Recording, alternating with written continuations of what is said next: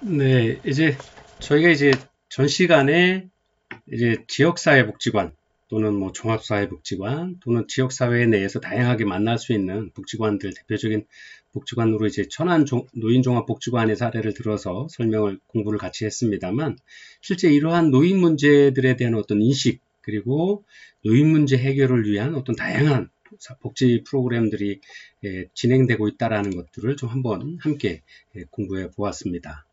자, 그러면 이제 실제 저희가 이제 교재 내용으로 좀 돌아와서요. 이제 저희가 이제 그 졸업을 하시고 여러분들이 이제 전문사회복지사로서 뭐 관련된 기관에 근무를 하신다거나 또는 뭐, 꼭 그 사회복지사 선생님이 아니시더라도 어떤 사례관리나 또는 그런 어떤 기관에서 복지 현장에서 근무를 하시게 된다라 그러면 기본적으로 노인들의 어떤 그 행동 특성 아니면 어떤 정서적인 특성, 또 심리적인 특성, 또 그거와 함께 더불어서 우리 지역사회 또는 우리가 법과 제도를 통해서 어떠한 노인분들을 대상으로 하는 어떤 사회복지 프로그램들이 어떠한 것들이 있는지 그런 것들을 다양하게 이해하시고 클라이언트의 특성에 맞는 어떤 프로그램들을 찾아서 연계하거나 아니면 또는 그런 프로그램들을 이용하실 수 있도록 도와드리는 것들도 그런 어떤 업무로서의 필요한 부분들이고요. 우리가 또 사례 관리 과정에서도 어떤 그러한 지역사회 자원들과의 연계를 통한 어떤 그 노인분들을 위한 어떤 프로그램을 진행하는 데 있어서 또는 사례 관리를 진행하는 데 있어서 아주 꼭 기초적으로 좀 이해하고 넘어가셔야 될 부분이 아닌가 생각을 해서 함께 둘러보았습니다. 그리고 이제 여러분들이 이제 교재 354페이지부터 좀 설명이 되어 있는데요. 첫 번째가 이제 노인을 위한 사례 관리의 필요성입니다. 저희가 이제 계속 실제 노인 사례 관리의 어떤 실제 부분에 대해서 공부를 하면서 다양한 특성, 사회적인 어떤 약점이나 신체적인 또는 정서적인 또 심리적인 취약한 부위를 가진 분들에 대한 어떤 그 클라이언트, 즉 우리의 사회복지 대상으로서의 만나는 많은 분들은 그분들 특성에 맞는 어떤 욕구라든가 아니면 부족한 서비스 이런 것들을 가지고 계시게 되는 거죠. 그래서 그것이 질병의 문제였든 빈곤의 문제였든 아니면 심리적인 또는 정서적인 어떤 신체적인 어떤 문제였든지 간에 그런 어떤 우리가 만나게 될 어떤 클라이언트 대상분들의 특성들을 좀 잘 이해하는 부분들에 대한 언급들이 또 그러한 사회적인 환경이나 배경에 대한 부분들이 잘 설명이 되어 와 있습니다. 그래서 여기에서도 이제 첫 번째 노인을 위한 사례 관리가 왜 필요한지 그런 부분 필요성에 대해서 언급을 하고 있는데요. 한번 같이 보면요. 첫 번째가 이제 노인 인구의 증가와 더불어서 또 의학의 발달, 또 평균 수명의 연장으로 인해서 우리나라 최대 가자점 아까 잠깐 보셨던 것처럼 2050년이 되면 전체 인구의 39.8%, 2020년 현재 2017년 현재의 우리나라의 16% 정도의 노인 인구 구성들을 보여서 고령 사회다라고 이야기를 하고 계시죠. 그래서 보통 20%가 넘으면 초고령 사회다라고 구분을 하고 있는데요. 저희 나라의 25년 넘어서 2030년이 되는 시기에는 초고령 사회에 접근하게 될 것이다. 그리고 2050년이 되면 전체 인구의 약 한 40%, 초고령 사회의 2배 정도 되는 초고령 사회에 접근하게 될 것이다라는 어떤 인구 추이를 볼 수 있습니다. 그래서 이런 인구 고령화의 문제가 아주 이제 나날이 심각한 어떤 문제로서 대두되고 있다라는 것들이 현실의 사회 문제다라는 것들을 잘 알고 있으실 겁니다. 그래서 이러한 어르신들의 어떤 인구 특성들을 좀 살펴볼 수 있어야 될 텐데요. 요즘에 이제 이러한 그 노인 인구의 증가는 필연적으로 노인 빈곤, 또 질병에 관한 문제, 또 노인분들의 소외. 우리나라의 노인 문제, 여러분들 노인복지를 보면 4대고라고 하시죠. 질병, 그 다음에 무의, 빈곤, 그 다음에 고독에 관한 문제. 그 다음에 요새 5가지 문제라 그러죠. 이제 노인들의 성에 관한 문제.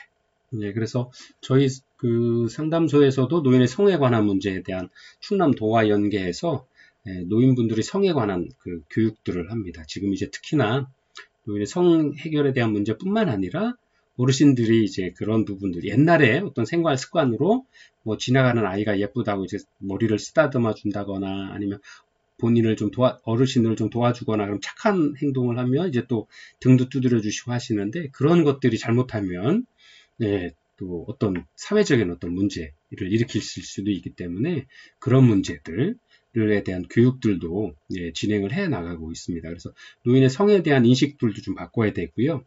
또 옛날과 다른 어떤 사회적인 변화 흐름에 맞춰서 양성평등에 관한 문제들, 그 실제적으로 그 성병이라든가 아니면 그런 어떤 문제들에 대한 것들도 다양한 교육을 통해서 어르신들에 대한 어떤 사회 그 적응 훈련들, 적응에 대한 어떤 교육들을 서비스로서 진행을 하고 있습니다. 그래서 이러한 어떤 그 노인분들이 가질 수밖에 없는 어떤 문제들, 사회 문제들이 계속해서 증가하고 있다라고 하는 거죠.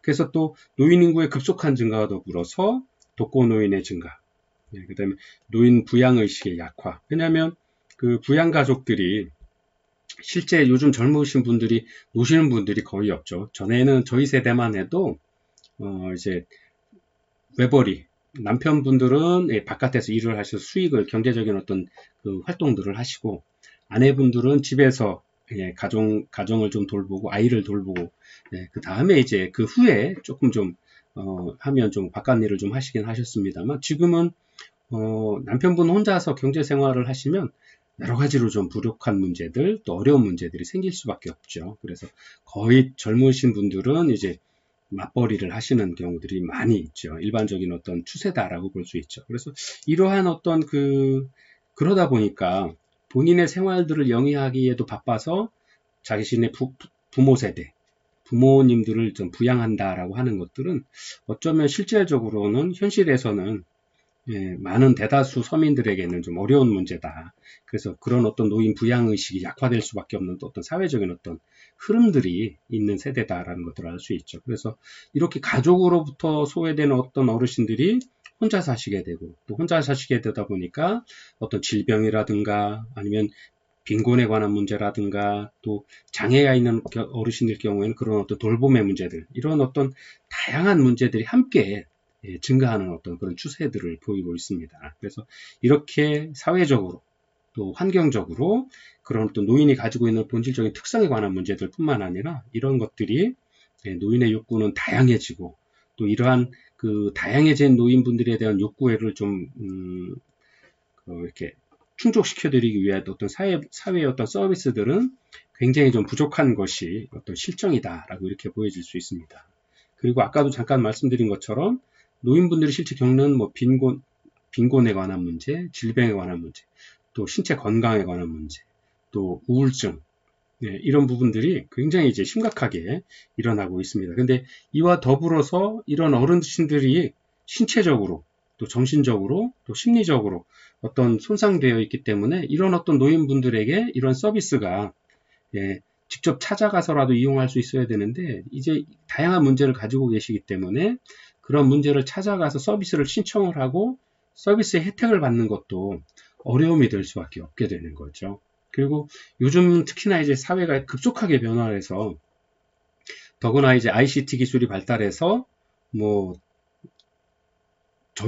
저도 휴대폰을 지금 가지고 있습니다만 이 휴대폰의 기능을 그냥 단순하게 카톡하고 문자 보내고 메시지 받고 전화하고 뭐 음악 듣고 사진 보내는 제가 관심 있는 어떤 일부 분야를 뺀 나머지들은 젊은 분들처럼 뭐 이렇게 다양하게 뭐 그런 활동들로 사용을 하지 못하고 있거든요.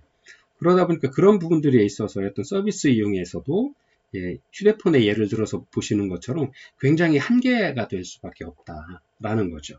그래서 이러한 부분들이 노인들이 가진 다양한 질병과 장애 또 이러한 또 그들이 가지고 계시는 많은 욕구들은 굉장히 만성적이고 오랫동안 그 변화되어 있는 사회에서의 흐름에 맞춰서 변해 오셨던 거기 때문에 굉장히 체계적인 보호가 필요하고 일관성 있게 그리고 지속적으로 그분들에 대한 관심과 어떤 그 관여를 통해서 서비스들을 전달해 줄 수 있는 어떤 관리들이 해야 될 필요가 있다라고 이렇게 보여지고 있습니다. 그래서 노인들을 위한 통합적인 어떤 개별 서비스를 제공을 위한 지역사회 자원과의 연계, 또 서비스를 연계하고 조정할 수 있는 어떤 이런 사례 관리가 반드시 필요한 어떤 부분들이다라고 이야기를 할 수 있죠.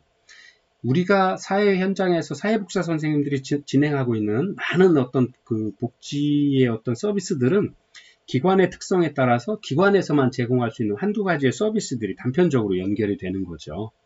근데 잘 아시는 것처럼 사람은 사회적인 동물이고 다양한 삶의 현장에서 다양한 욕구를 가지고 계시기 때문에 이러한 다양한 욕구를 충족시켜드리고 그분들의 욕구 충족을 통해서 건강하고 행복한 삶을 만들어가기 위해서 제공되는 서비스는 사례관리다라고 할 수 있는데 특히나 그렇기 때문에 이런 다양한 어르신들의 욕구, 노인분들의 욕구를 충족시켜드리기 위해서는 사례관리 서비스가, 노인을 위한 사례관리가 특히나 꼭 필요한 부분이다 라고 말씀을 드릴 수가 있을 것 같습니다. 그래서 이러한 노인 인구의 다양하고 복합적인 욕구들은 대개 아래 표와 같습니다. 그래서 대표적인 욕구를 중심으로 노인을 대상으로 하는 사례관리가 좀 필요하겠다라고 하는 권중건이라고 하는 연구자의 어떤 그 표를 보면요. 첫 번째, 소득 및 경제적인 안정의 문제. 그 다음에 사회적 관계 유지와 사회 참여의 문제. 그리고 고용 및 경제 활동의 기회. 또 지식, 교육 및 훈련의 기회. 안정된 주거 환경의 문제. 그 다음에 차별, 학대 등에서 자유로울 수 있는 노인의 인권 보호의 문제. 그리고 신체 및 정신 건강에 관한 문제. 또 우울 등의 정신적 문제의 예방. 아까도 잠깐 예를 들었습니다만 이런 부분들에 있어서 실제 우리나라가 대표적인 예로 볼 수 있는 게 노인 자살의 문제가 전 세계적으로 OECD 국가 중에서 1위를 하고 있죠. 그리고 실제로 요즘에 이제 어르신들의 자살률이 점점 또 자살률도 좀 높아지고 있는 어떤 추세들이고요. 또 그러한 문제들은 바로 이러한 신체 및 정신 건강에 관한 문제 또는 우울 등 정신적인 문제의 예방. 또 이러한 문제들의 가장 근간에는 위에서 살펴봤던 것처럼 소득, 경제 문제, 그다음에 주거의 문제, 또 사회적인 관계와 유지에 관한 문제. 이런 것들이 복합적으로 채워지지 않기 때문에 극단적인 선택을 할 수밖에 없는 어떤 사회적 환경의 문제다라고 할 수 있는 거거든요. 그래서 이런 다양한 문제들에 대해서 우리가 어떤 사례 관리가 필요해진다라고 역설적으로 말씀드릴 수 있게 되는 겁니다. 그리고 또 노인의 여가 및 문화 활동의 문제, 또 죽음에 대한 대처 등과 같은 정서 심리적인 문제. 그래서 요즘 웰다잉의 문제, 그래서 보통 교육 시간에 또 관에 미리 누워 보신다거나 아니면 유서를 미리 쓰는 유서를 작성하는 어떤 법들이라든가 이런 부분들, 또 호스피스에 관한 교육들이 많이 늘어나고 있는 것들은 바로 이러한 노인분들의 다양한 분야에서 욕구를 만족시켜주기 위한 사회적인 어떤 프로그램의 개발 또는 참여다라고 이렇게 말씀드릴 수 있을 것 같습니다. 자, 이러한 노인을 대상으로 하는 사례관리는 이렇게 필요하다라는 말씀을 드렸는데요. 그러면 이렇게 노인을 대상으로 하는 사례관리의 특성들은 어떻게 있는지를 좀 한번 보도록 하겠습니다. 노인을 대상으로 하는 사례관리는 실제로 포괄성, 또 연속성, 또 전문성의 특성들을 가지고 있다라고 이야기를 할 수 있겠습니다. 그래서 이를 기반으로 하는 노인 사례관리의 세부적인 특징을 살펴보면 다음과 같다라고 이근홍이라고 하는 연구자는 2015년에 발표를 하고 있습니다. 여러분들 교재 355페이지에 중간에 잘 나와 있는데요. 첫 번째가 이제 노화로 인한 전반적인 일상생활의 기능이 저하되기 때문에 신체적인 수발을 포함한 장기 요양 서비스 및 의료 서비스가 지속적으로 좀 필요하게 되었다라고 할 수 있습니다. 그 다음에 두 번째가 사회 경제적인 역할의 상실로 소득이 감소되므로 소득 보장과 일자리를 제공할 필요가 있다라고 하는 부분들이죠. 자, 그리고요. 또 가족을 포함한 주변 환경으로부터 소외되어서 우울할 수 있으므로 사회적 관계 유지를 위한 다양한 프로그램의 제공이 좀 필요하다라고 설명을 하고 있는데요. 아까도 잠깐 이제 이래서 천안시 노인종합복지관의 어떤 프로그램들을 이렇게 쭉 한 11가지 정도를 살펴보았는데요. 거기에 다 이러한 부분들이 포함되어 있죠. 빈곤에 관한 문제를 위해서 일정 근무 시간들, 주 1일 3시간, 주 한 달 30시간 정도 어떤 나눔형 일자리 사업들을 할 수 있는 어떤 사업들, 어떤 그런 프로그램들도 운영을 하고 있고요. 또 그런 것과 함께 되어서 소득 보장하고 일자리 제공하는 부분들, 그 다음에 가족을 포함한 주변 환경으로부터 유울할 수 있다. 특히나 이제 그 독거노인분들의 어떤 그 통계적으로 독거노인의 그 세대 수가 굉장히 늘어나는 것들을 볼 수 있죠. 그래서 그러한 어떤 어르신들이 우울해지실 수 있고, 또 그런 부분들이 또 혼자 지내시면서 우리 매스컴에서도 좀 자주 보시면 어떤 돌아가신 상태에서 아무도 모르고 뭐 시신이 부패로 인한 어떤 냄새 때문에 신고돼서 들어가 보면 어떤 안타까운 그런 소식들을 매스컴들을 통해서 들을 수 있죠. 그래서 그런 부분들 때문에 사회적 관계 유지를 위한 다양한 프로그램들이 아까 그런 복지관들에서 진행이 되고 있다는 것들을 볼 수 있죠. 그래서 우리가 사회복지사로서 또는 사례관리자로서 어떤 노인을 대상으로 하는 어떤 그 사례관리를 진행을 할 때 지역사회에 위치한 다양한 노인복지기관들 또는 어떤 그런 관계기관들과의 네트워크 또는 연계를 통해서 이런 어르신들이 그런 어떤 여가 프로그램이라든가 아니면 뭐 소득보장이나 일자리 제공에 관한 부분들 또는 실제 장기요양보험이나 이런 어떤 우리 국가가 제공하는 다양한 복지 서비스들을 실제 이제 정보가 없으셔서 이용하지 못하는 경우들이 많기 때문에 그런 정보와의 또 서비스 프로그램과의 연계를 해주는 것들도 아주 중요한 어떤 예가 될 수 있다라고 말씀을 드릴 수 있겠습니다. 그래서 이러한 어떤 그 노인의 복합적이고 장기적인 욕구를 충족시키는 데는 실제로는 많은 한계점들이 있다라고 하는 거죠. 2017년에 이제 노인 실태 조사 결과에 노인의 약 57.6%가 거동이 불편해도 살던 곳에서 삶을 좀 마치고 싶다. 왜냐하면 익숙했던 곳에서 또 새로운 곳으로 옮기시면 심리적으로 또 정서적으로 굉장히 이제 그 불안해지실 수밖에 없는 거죠. 그리고 저도 어머님이 집 가까이에 계시지만 굉장히 이제 연세가 드시면 어른아이가 되시더라고요. 그래서 뭐 가면 이제 제가 있는데도 뭐 밥은 먹고 다니냐, 어디 아픈 데 없냐, 그리고 또 뭐 하나 해주시려고 그 자식들 챙기시는 것처럼 어린아이 챙기시는 것처럼 그렇게 하시고, 그 다음에 또 본인 이제 편찮으시거나 무슨 일 있으시면 그 말씀을 누군가와 대화를 하실 수 없는 주변에 많지 않으시기 때문에 또 가면 이제 또 제 옆에서 또 한 20, 30분, 또 며느리 옆에서 또 한 20, 30분 계속 말씀도 하시고 그러시면서 굉장히 스트레스도 푸시고 기분도 좋아지시고 그런 것들을 하게 되죠. 그래서 이러한 어떤 그 지역사회 보호라고 하는 것들이죠. 그래서 이러한 것들을 하기 위한 어떤 그 지역사회 생활 통합 돌봄 기본 계획이라는 것들을 우리나라에서 만들어서 실천을 하고 있습니다.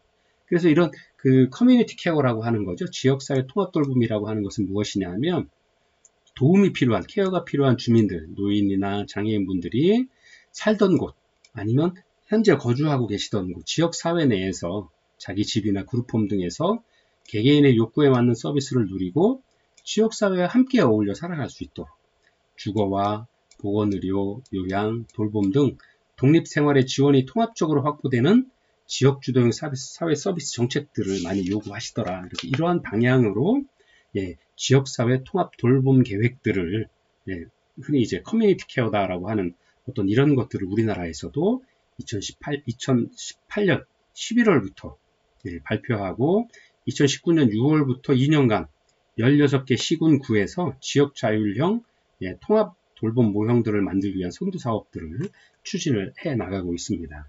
그래서 16개 선도 사업 중에서 장애인 선도 사업 2개, 정신질환자 선도 사업 1개, 그 다음에 나머지 13개 시군구 선도 사업은 모두 노인분들을 위한 어떤 사업들로 하고 있습니다. 그래서 현재 우리나라에서 하고 있는 커뮤니티 케어 수립의 주 대상자가 바로 노인분들이다라고 이렇게 말씀을 드릴 수가 있습니다.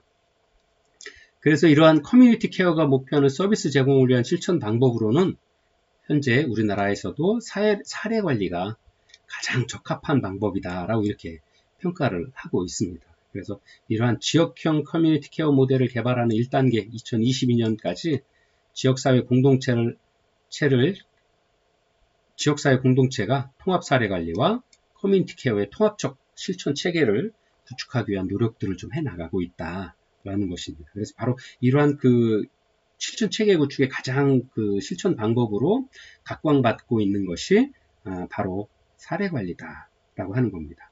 자, 이쯤에서 우리가 사례관리의 어떤 특성, 아니 이론적인 어떤 그 부분들을 보아야 될 때 정의를 한번 살펴보면, 다시 한번 살펴보면 클라이언트의 다양하고 그 다음에 개성적인 어떤 욕구들을 지역사회의 어떤 자원들을 활용해서 통합적이고 체계적이고 지속적으로 연계하는 방법, 실천하는 방법이 우리가 공부하고 있는 사례관리인 거죠. 그래서 이렇게 노인의 지금까지 다양한 어떤 그 대상으로 하는 사례관리를 공부해 보셨던 것처럼 특히나 다양한 욕구를 가진 어떤 노인 어르신들을 위한 어떤 실천 방법으로는 바로 이러한 사례관리가 아주 가장 적합한 방법이다 라고 설명을 하고 있는 겁니다.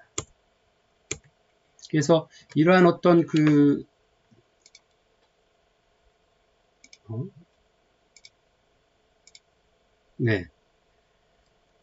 케어 관리, 커뮤니티 케어를 위한 어떤 그 4대 주요 방향인데요. 이렇게 우리나라에서 지역사회 내에서 다양한 어떤 커뮤니티 케어 사업들을 하고 있고요. 이런 그 주 대상자가 노인이라고 하고 있는데, 이 커뮤니티 사업의 4대 핵심 요소가 바로 이제 주거에 관한 부분, 그리고 건강과 의료에 관한 부분, 또 요양 돌봄에 관한 부분, 그리고 지역사회 다양한 서비스의 연계 사업들을 진행을 하고 있습니다. 그래서 주거에 관한 부분들은 이 지금 4개의 어떤 그 문제, 그 핵심 요소에 대한 사업 방향을 보아도, 이 대상들이 거의 노인 어르신이 되겠구나. 또는 장애인 어르신, 장애인이나 뭐 다른 대상별로 뭐 특색은 있겠습니다만, 이런 것들을 보았을 때 주로 노인 어르신들을 위한 또는 장애를 가지고 계신 분들에 대한 어떤 서비스겠구나 하는 것들을 볼 수 있죠. 첫 번째 주거에 관한 부분들은 노인 맞춤형 케어 안심주택 또는 어르신들의 집수리 사업, 또 커뮤니티 케어형 도시재생 뉴딜 사업, 그다음 건강 의료에 관한 부분은 집중형 방문 건강 서비스, 그리고 방문 의료 서비스, 그 다음에 노인 만성질환 전담 예방 관리 사업, 또 병원에 있어서의 지역 연계실 운영. 여러분들이 이제 이런 것들을 한번 보면 이제 실제로 노인 방문 건강 서비스들도 실제 많이 이루어지고 있죠. 그 다음 지역사회에서의 방문 의료, 특히나 이제 그룹홈이라든가 아니면 노인 요양원이라든가 이런 곳에는 촉탁의라든가 아니면 거기 늘 상주하시는 의사 선생님들이 계셔서 그분들을 위한 어떤 전문적인 어떤 서비스들을 운영하고 계시죠. 그리고 대표적인 예가 이제 공공의료 서비스의 확충이죠. 우리나라 보통 이제 우리가 보건소라고 천안을 예로서 말씀을 좀 드리면, 천안이 구가 2개로 분리되어 있기 때문에 동남보건소, 서북보건소.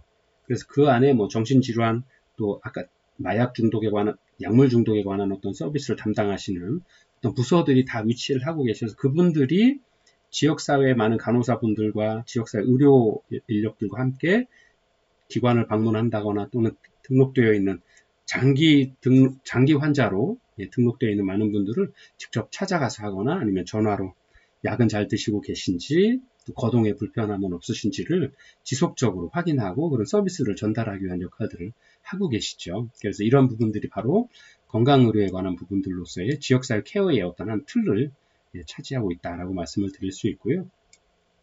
요양돌봄에 관한 부분입니다. 요양돌봄에 관한 부분들은 저희가 특히 잘 알고 계시죠. 요양보호사 선생님들이라든가 아니면 뭐 이제 가정파견 봉사원 사업이라든가 이런 사업들을 많이 하고 있는데요.